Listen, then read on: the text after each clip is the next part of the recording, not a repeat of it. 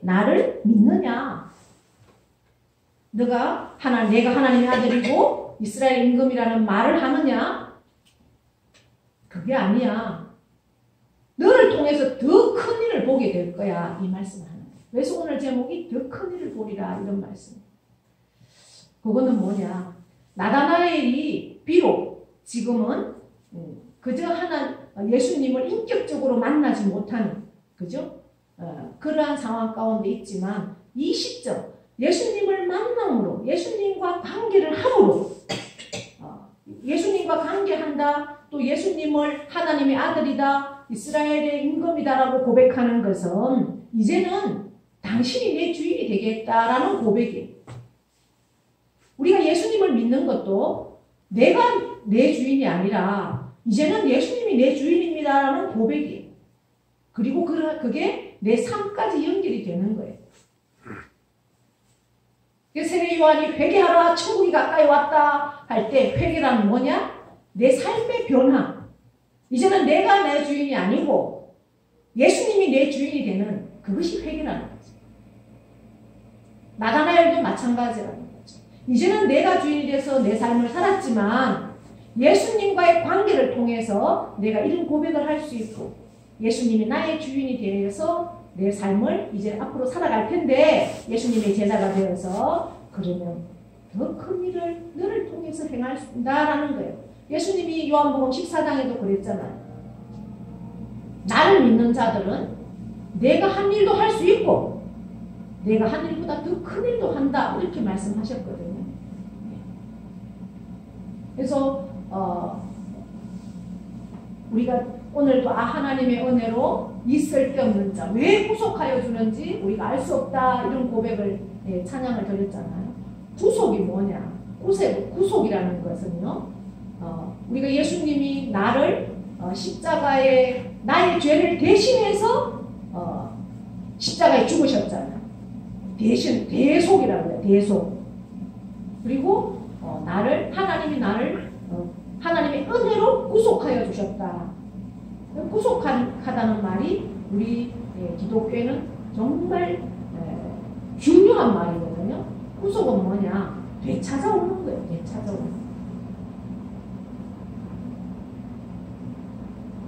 되찾아오는데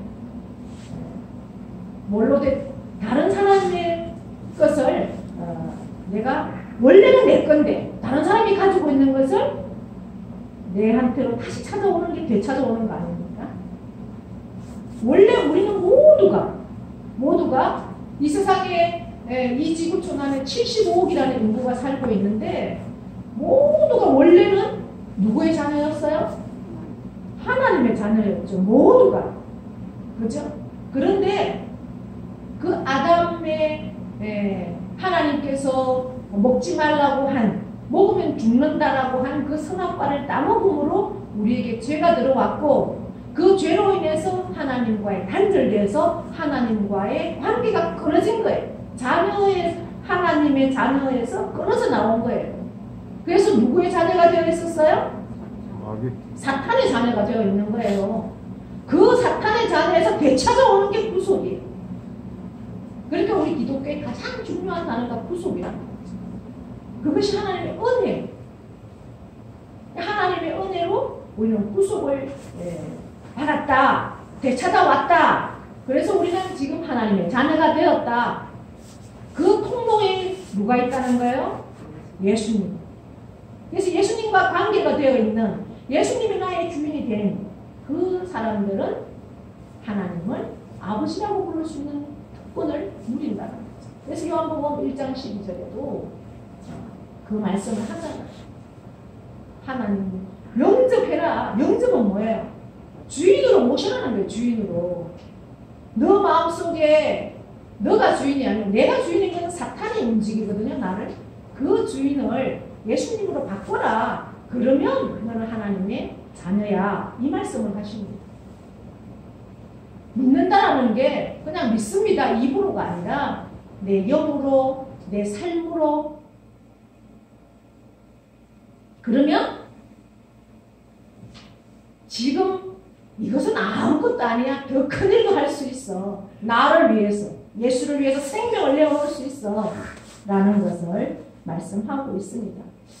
제가 이제 책을 한 권을 읽었어요. 하나님의 뜻이라는 책인데 제럴드 시처 목사가 쓴 그 하나님의 뜻이라는 책인데 굉장히 정말 은혜가 되고 그런데 이 목사님이 가족 여행을 하루 갔다 왔어요. 그게 누가 타고 있었느냐?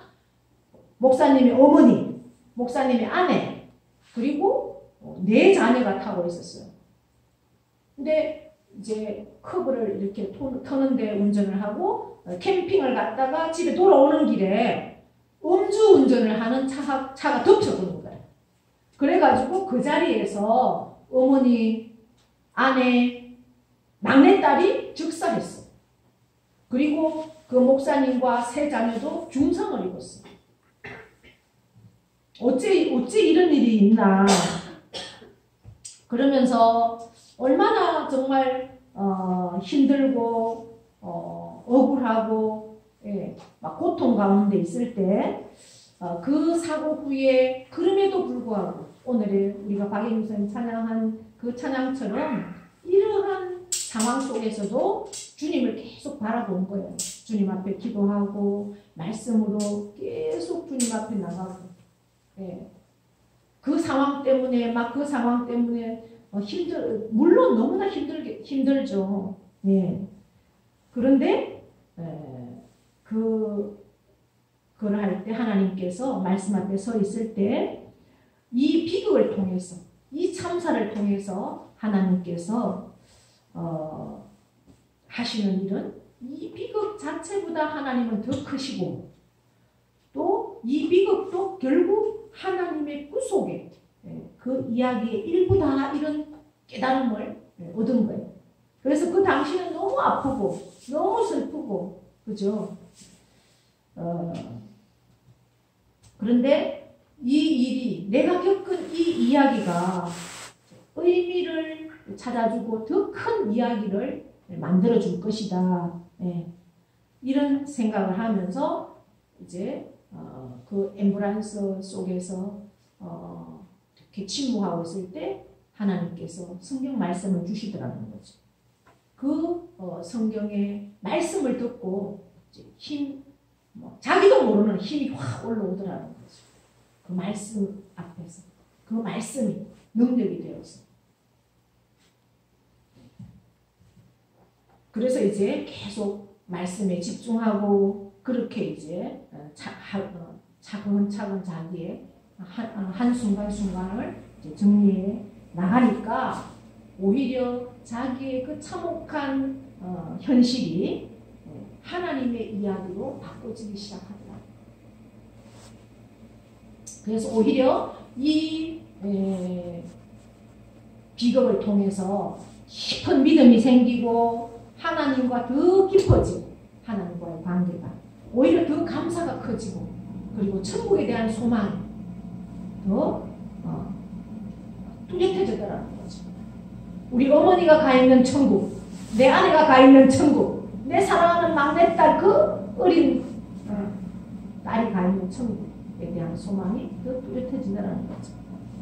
그래서 오히려 더 삶이 풍성해지고 더 형통해지고 그러면서 깨달은 게 뭐냐.